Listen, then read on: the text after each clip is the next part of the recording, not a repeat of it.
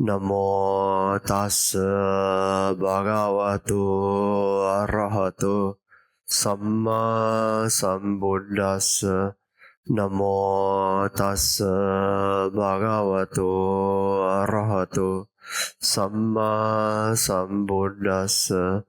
Namo tassa bhagavato arahato samma sambuddhassa. So tonight's topic is the possibilities of life. What do we mean when we talk about possibility of life? Whose life? All beings? Yeah. If you talk about all beings, yes. 一切众生的生命 short-term for possibility and long-term possibility. If you want to talk about long-term possibilities, long-term means infinite time. If you talk about infinite, on the rounds of birth and death, anything is possible. Even you want to say, is it possible for the ants to be a Samma Sambuddha, to be the Buddha? Possible. The mosquito can be a Samma Sambuddha? Possible. If you are talking about infinite, long time in future, anything is possible. But that's too far. Is that relevant to us? Right not. We care more about our life as a human. So tonight, I will say a little bit general about all lives, and I'll focus on human life. This is what is relevant, and we care most. This life, what is possible for me? What are the various destinies that I can achieve, I can reach in this life as a human? This is what we care. So many years ago, when I read Dhamma, then I came to this part. Well, recently you all just listened to Dhamma course by Xiao Wukong. So it's just Dhamma course. There are two types of human beings. One is the human being with wisdom root. That means his rebirth consciousness. He was born with wisdom potential. In his rebirth consciousness, there is non-greed, non-hatred, and non-delusion. Non-delusion means wisdom. Equivalent, same. In terms of the mental state, non-delusion and wisdom is the same. We use two different words for the same state of mind. Wisdom. So when someone born with non-greed, non-hatred, non-delusion, we say such a person has wisdom root. If someone born with non-greed and non-hatred, without non-delusion, without wisdom root, such a person has no wisdom root. So there are two categories of human beings. Who are the people who are born without wisdom root? Usually such people a bit hard. They lack, very much lacking in understanding, capability. Very difficult. They study also hard.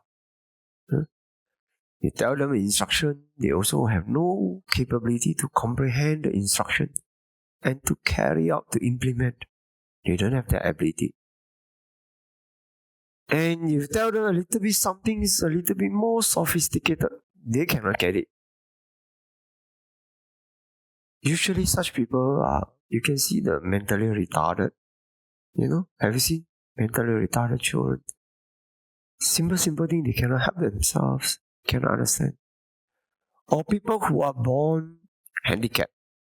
Handicapped in the sense, not handicapped from the womb, handicapped from birth. Some people get handicapped from the womb because the mother didn't take care of the baby well during pregnancy, and then end up causing some disruption to the pregnancy, and then the child end up born handicapped.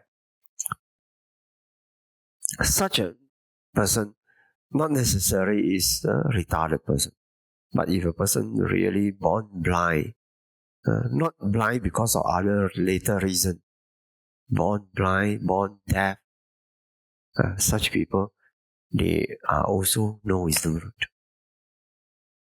Okay?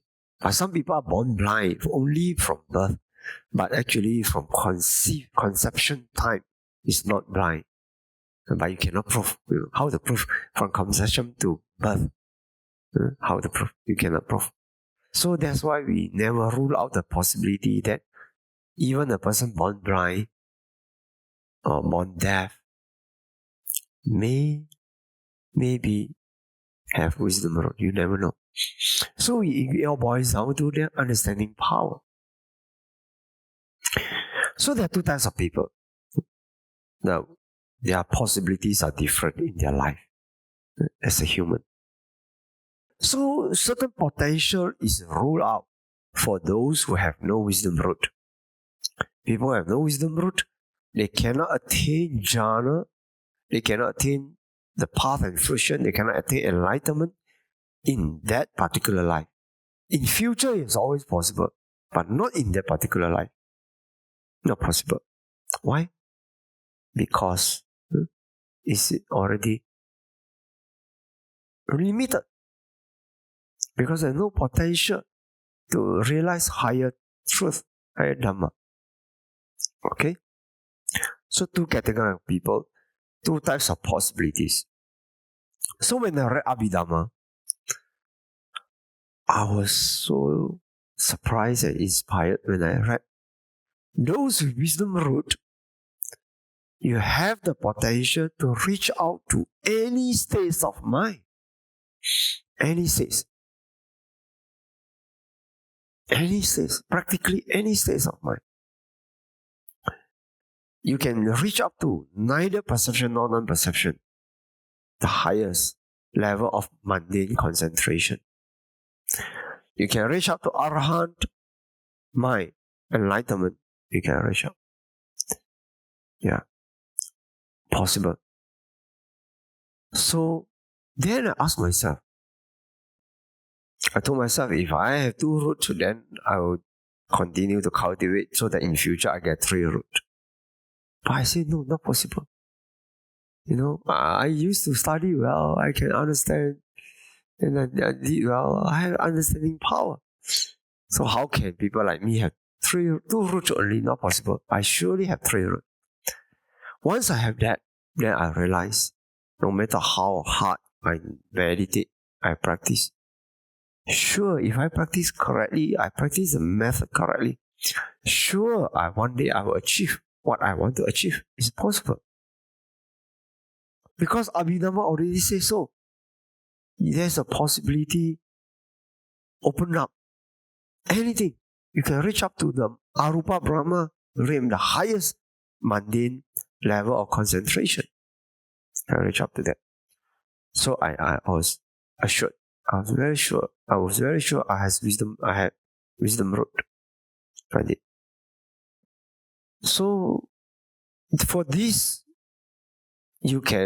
people with wisdom root. If you want to do business, you can do business. You want to do the teaching, you want to be scientist, you want to do anything. It's just a matter of effort. But if you don't have what to do, what are the possibilities of those who don't have? This life, you may not realize jhana, may not realize Maggaphala, but in future, it's still possible, provided you do every good deed using the guidance of the wise and try to do it properly with the understanding of cause and effect, with the understanding of the methodology, how to do it correctly, and how to produce it beneficially. So if you keep doing like that, invoking the help of the wise, so you do it wisely. So in future, if this karma ripen, you get wisdom root. Okay? Then sometimes it's just a difference of one life. This life you don't have wisdom root, you can change, and next life you have wisdom root. Yeah, it's a difference of one life only. Okay? What do you think about yourself? And then I want discovery. Those who can faithfully and smartly apply meditation instruction, they always progress. Then suddenly I have a question. If people who can apply instruction properly can progress, that means those who can apply instruction properly have wisdom root. People who don't have wisdom root, they are not able to apply meditation instruction. So very simple. As long as you can apply meditation instruction, why doubt your capability to attain jhana or magapala? Possible, can. It's just a matter of time and a right effort. Possible. Don't doubt yourself. Sure you can. So like that. What makes a person with wisdom root not able to apply meditation instruction? Ask yourself. What makes a person having wisdom root not able to apply meditation instruction? You might have worries and defilements. What else? When you get hurt, yes. When you feel hurt, very difficult to carry out meditation instruction because the mind is painful. Proud. Tendency to tell lie. You get anger with people who snoring, anger with this, anger with that, anger with the food, anger with the Mande Mangala coughing in front of you. So you get, your mind cannot apply instruction. You get this disturbed. What else? So many, you can count. So then you ask yourself, is these obstacles to my application of meditation instruction changeable, removable? Ask yourself. So it's very simple. Just anything that hinder you from applying instruction, just remove those things. Then you can. You can progress, you can achieve. You can conquer. Okay? Now, we come to this, we put aside those wisdom root.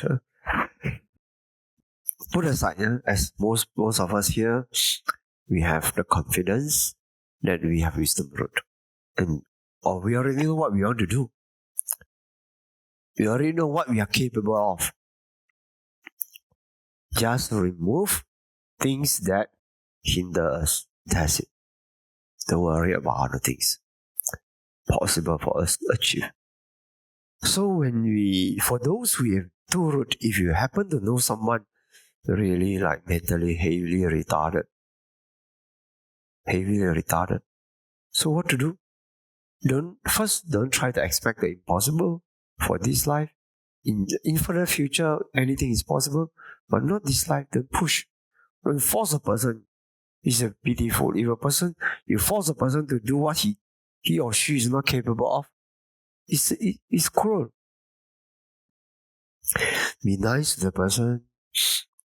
Be gentle, loving. And then the person may listen to you out of respect and love for you.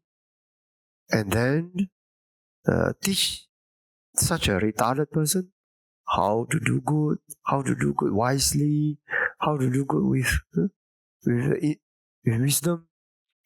Then slowly, due to acting as the wise person for this, your friend or your family members that you guess may be quite retarded, okay, maybe have no wisdom root.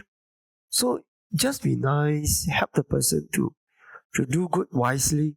So when these karma ripen, let's say dana wisely, dana with good consideration, then this karma ripen at dying moment, then in future, his life born with the three root, born with the rebirth consciousness with three root, non-greed, non-anger, non-delusion. Then you have the person change his life from no two root to three root. Then in future, all possibilities is achievable. Okay? So this is the thing. Now, even with this understanding, what are possible for us as a human? Most people, even they may not realize they have this potential to uplift their life so high that you can experience the higher consciousness like jhana, which is a Brahma consciousness. So most people just believe that this is a world ruled by jungle law, the survival of the fittest, the strong will eat the weak. So they already surrender to this fate. They don't try to break through this fate, this cycle.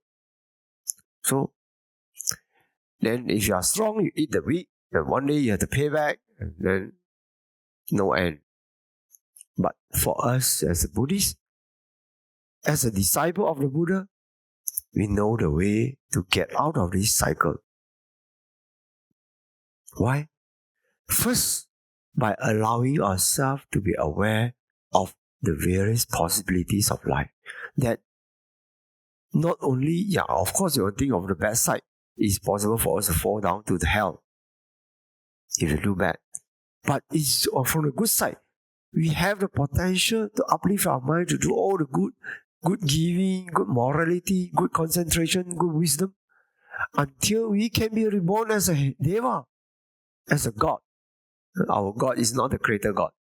We are a lot of gods. We are a lot of gods. 很多天神 not one creator God. We don't believe in creator God. So a lot of devas, we say devas or brahmas. So we have this possibility. We don't need to be ruled, to be trapped in the world where the jungle law rule. No need. We just endure and tolerate and forgive and respond to our bad experiences with the beautiful state of mind. So with this power of Dhamma, we can change our life higher and higher and higher, moving higher. Okay? So do we realize this possibility or not? Many people are not aware of these possibilities. And for us, first,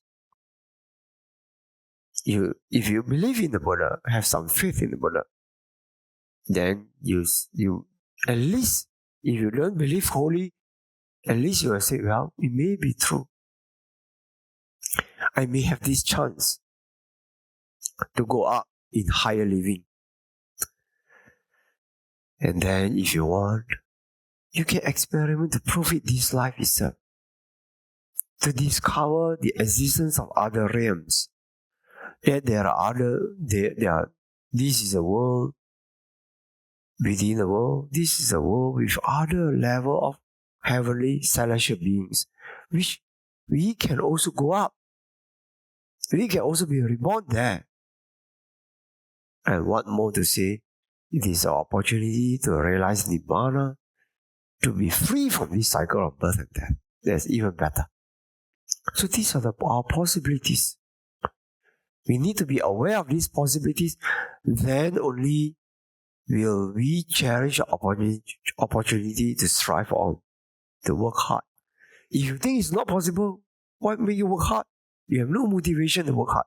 But if you know you are aware of these possibilities, if you have some kind of faith toward these possibilities, you can work hard for it.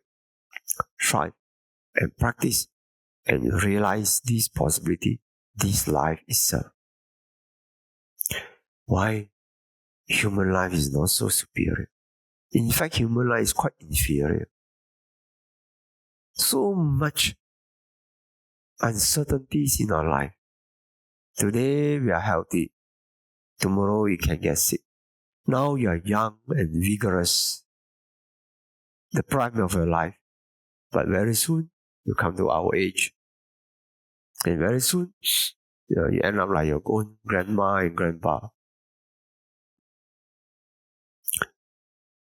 Human life is not so superior. There are better possibilities open up for us. try to discover these possibilities through meditation, which you have taken the first step on it. We don't meditate for nothing, just for some simple peace of mind. No. We meditate to discover life. To discover the possibilities of life. And to realize the highest potential of our being. So, know our possibilities.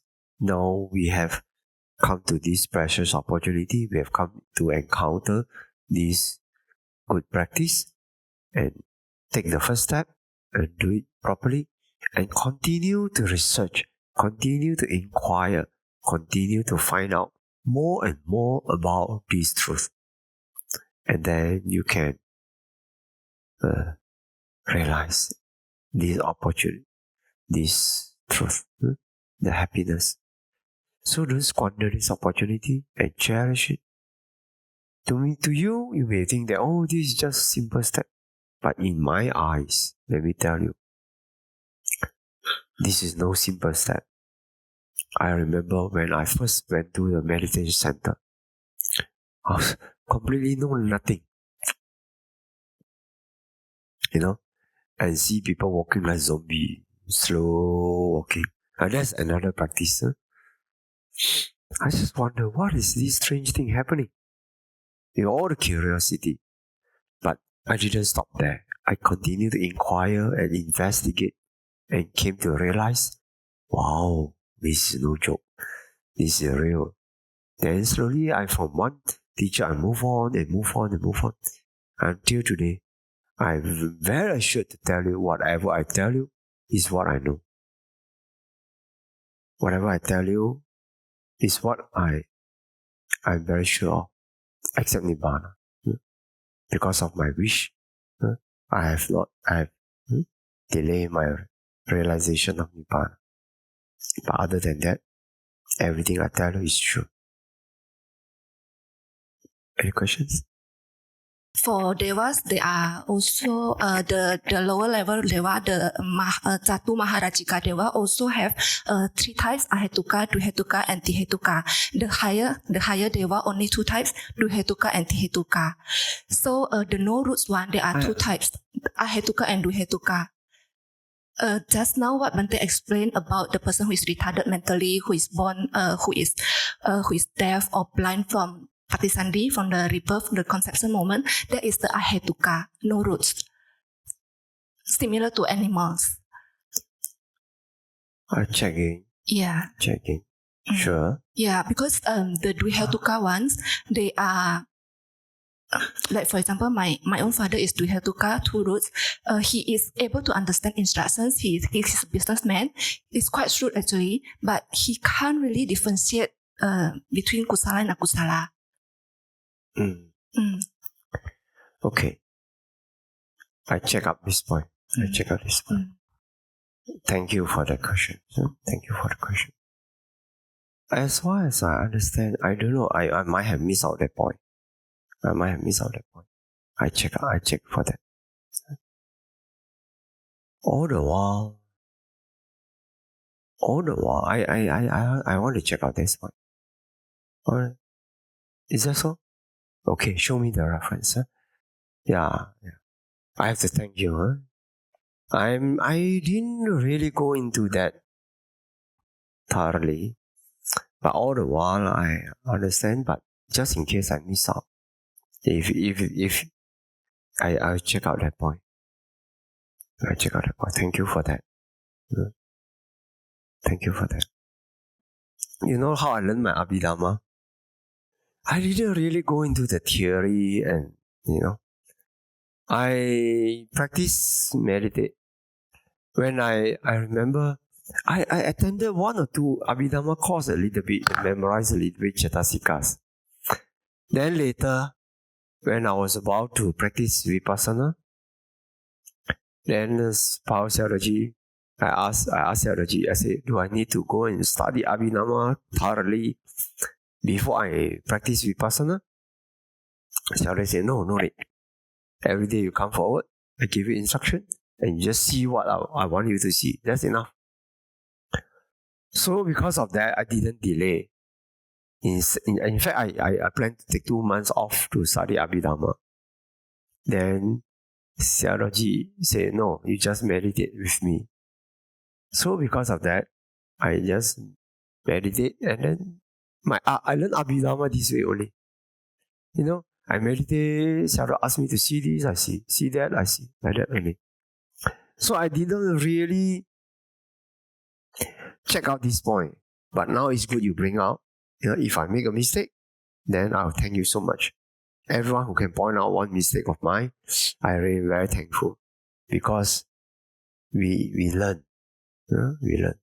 I think you're very careful. You might have studied very. So I learn my Abhidhamma practice is like that. I just meditate to see Abhidhamma. So, but certain thing it's not my interest. My interest is on human and what I can do, what I'm capable of. So I focus mainly on that. But it really is true. To be Abhidhamma teacher, sometimes you really need to prepare all the theories, all the details. Yeah. Very good. Very good. Yeah. Ante, good evening. Namo Buddhaya. Thank you for the sharing. I have a few questions, depending on the time. I'm not sure if I can get to ask all of them. My first question is, you mentioned how it is possible for a double-rooted consciousness person to become triple-rooted in the next life, to have the wisdom root in the next life. So my question is, 我自己是不敢那么肯定保证我自己是有慧根的。I might not dare to be so confident. So just in case if myself or maybe people around me, if we lack the wisdom root, what should we do, or what can we do to cultivate so that we can change and become a triple rooted person the next life?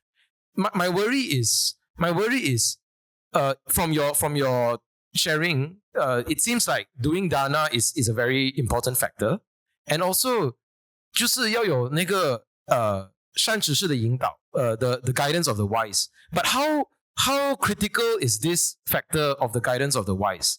If it's very critical, then it's it depends on their luck, right? Like if they encounter wise people who would go to help them, then they have the more higher likelihood of receiving their guidance. If they don't meet the wise, then they'll forever be a double-rooted person. So not forever lah, but yeah, it's always the same. It's always sometimes this good karmic link is important. Yeah, if you don't meet the wise, it's very beautiful. Yeah, but usually you always in a long journey, you always have a chance to meet, provided you despise the wise, you create a karma that offend, then it's too bad. You always have a chance to meet the wise. It's just whether you know how to cherish it or not. The wise is not someone who is caged and hidden somewhere, It's always a walking being. It's just whether you meet or you don't meet, you go take initiative to learn or not. Usually we want to meet the wise, you take initiative. You don't wait for the wise to come to you. And then another thing is be like the tongue and not the spoon, as the Dhammapada. The tongue, even associate with the wise, you never get a taste of the soup. But the wise, if you have some kind of basic intelligence, then you associate with the wise, you always have a taste of the wisdom. Oh, this is good. Now we have a taste of wisdom. But I notice many people, when they associate with the wise, they try to dominate. And that's a bad thing, very bad. You try to make the wise succumb to your requests, succumb to your, exploit the compassion of the wise. More often than not, this is what actually happened. Then that's bad. So otherwise, not too difficult. Usually, they also make themselves accessible. That's how you cherish it. Okay. So in life, sometimes we should not dominate the wise. We should sometimes we even allow certain things where people who specialize professional in certain field like construction, I usually let them dominate the conversation, the planning. I just give the outline. I don't micromanage. Why? Because I don't have the expertise, So this is important. Okay, thanks. Right. So to follow up and clarify, based on what Bhante has said, so for a two-rooted person, if they want to develop and change to become better, so some of the things that are important for their development would be doing dana, and then you mentioned understanding cause and effect, and also learning from the wise. Would those things be the important? Yeah, they should meditate also. Meditate. You should meditate. Don't say, oh, too rude, I don't meditate. No, too rude also should meditate. As much as possible. Okay, thank you. Thank you, Bhante. Okay. Yes, Bhante, thank you. My next question is is it possible for a triple-rooted consciousness person to become worse? So maybe this life triple-rooted and then next life become two-rooted. I'm not sure if that's possible. Is it possible? Possible. Possible. So beings go up and down. For example, they commit bad karma, this intelligent person, triple-rooted, you commit bad karma, you like killing. Sometimes they do a lot. And this bad karma ripen dying moment. What happened?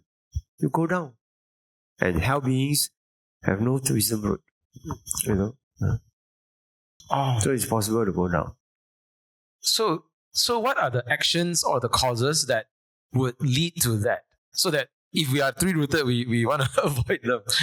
Don't do those things, yeah. Yeah.